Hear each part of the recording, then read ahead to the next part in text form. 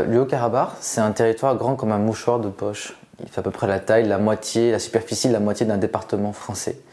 C'est un territoire qui est considéré comme un des berceaux historiques de la nation arménienne, parce que c'est dans les montagnes du Haut-Karabakh qu'on a eu tout un rayonnement de cette civilisation, avant l'apparition du christianisme, après l'apparition du christianisme. Les ruines de Tigranakert l'attestent. Une des capitales de l'ancien royaume de Tigran le Grand se trouve au Karabakh.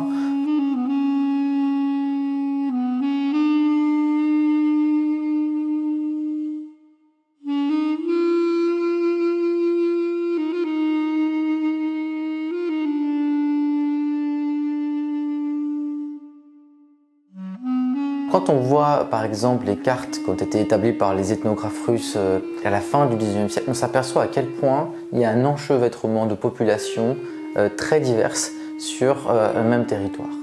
Et c'est là un des fondamentaux du problème du différend arméno-azéri, c'est que vous avez des territoires aujourd'hui qui se situent sur l'actuelle République d'Arménie qui était à majorité relative ou à forte minorité tataro-azérie, et de larges portions du territoire aujourd'hui qui est en Nakhitchevan, aujourd'hui qui est azerbaïdjanais, où les Arméniens étaient majoritaires. Alors au Karabakh, ce qu'on voit, c'est qu'il y a une permanence, une vraie homogénéité arménienne, notamment du fait de son relief montagneux, alors que les Tatars musulmans, à l'époque on les appelait pas Azéris, dominaient la plaine. D'où l'appellation de Haut-Karabakh par opposition à Bas-Karabakh, qui se situe sur la plaine de l'Arak, c'est-à-dire entre les montagnes du Karabakh et l'actuel Iran.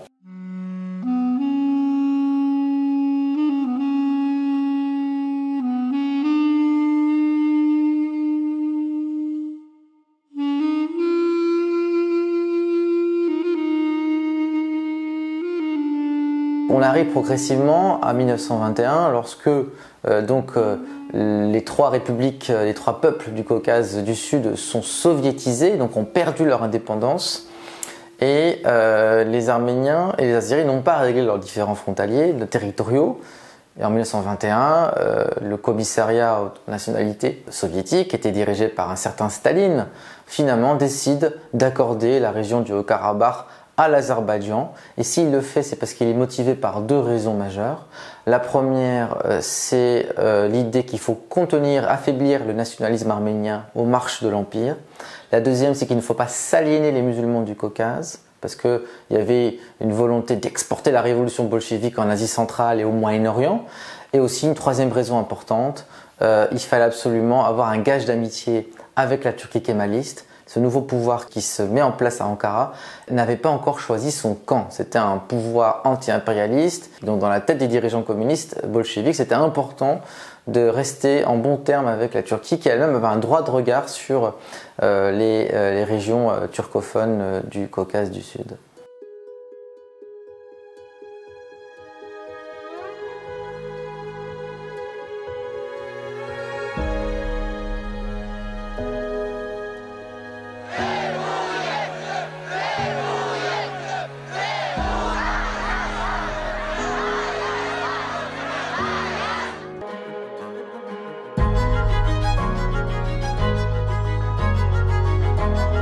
Dans l'opinion arménienne, ces pogroms ne sont pas dissociables à la fois des pogroms de 18 mais aussi du génocide de 1915, puisqu'on est vraiment dans cette logique d'éradication de l'élément arménien, non pas parce qu'il y a un problème territorial, mais parce qu'il y a une haine ancestrale contre les Arméniens. Donc c'est l'arménophobie en fait, qui reprend le dessus à la faveur de la désintégration de l'Union soviétique. 91, c'est l'indépendance de l'Arménie et de l'Azerbaïdjan, et lorsque les Azéris se déclarent indépendants le 28 août 91, ils décident de supprimer le statut d'autonomie au Karabakh. Donc c'est une mise à mort du Karabakh arménien. Et en réaction à cet acte, les Arméniens du Karabakh n'ont plus d'autre remède que de se déclarer indépendants à leur tour, car ils n'ont pas pu obtenir ce qu'ils désiraient, c'est-à-dire le rattachement à l'Arménie. L'Arménie, ce qu'elle fait de son côté, après avoir déclaré son indépendance, ce n'est pas de réclamer le Karabakh, parce qu'elle est consciente que si elle réclame le Karabakh pour elle, elle serait un pays belligérant, un pays agresseur qui a des velléités annexionnistes sur le territoire de son voisin. C'est pourquoi l'Arménie à ce jour ne reconnaît toujours pas l'indépendance du Karabakh.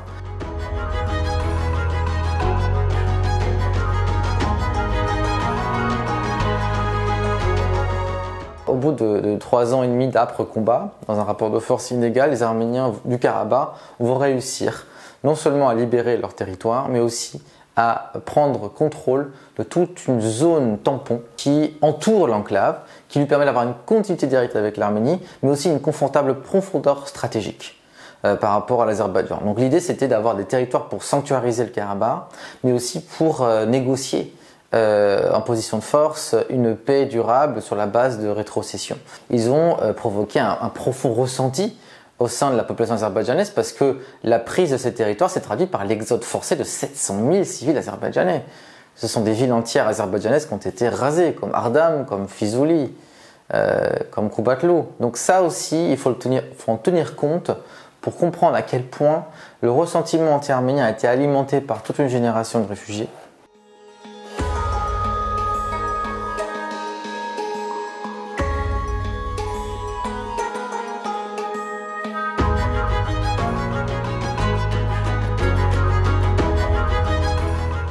Cette guerre qui se déroule pendant 44 jours autour de l'enclave arménienne de l'Artsakh, du Haut-Karabakh, a des conséquences absolument funestes pour les Arméniens du Karabakh. Leurs défenses sont rapidement éliminées par les drones turcs et israéliens. Les Arméniens sont obligés de se plier aux exigences de la Russie qui parvient à négocier un cessez-le-feu qui se traduit par des concessions léonines de la part des Arméniens puisqu'ils perdent 75% des territoires qu'ils contrôlaient naguère, c'est-à-dire tous les territoires qui entouraient l'enclave, cette fameuse zone tampon, plus 2 provinces arméniennes du Karabakh. Donc le Karabakh se retrouve dans une position intenable.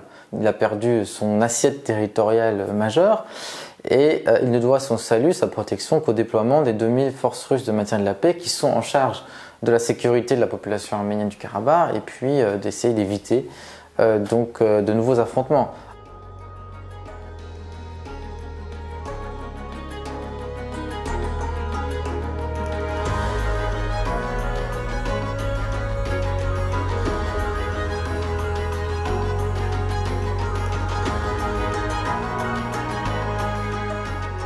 La résistance de l'Artsakh a une signification importante pour tout Arménien parce que c'est une résistance qui vise à rester en vie et avant tout à rester des Arméniens certes, mais des êtres humains. Nous avons la conviction que l'Artsakh est une étape, que l'Azerbaïdjan, mais pas seulement l'Azerbaïdjan, la Turquie, sa sœur, parce que les deux pays se déclarent comme une seule nation dans 2 pays, répartis dans 2 pays, ont un rêve vieux plus d'1 siècle, c'est la réunification du monde turcophone, du monde turc.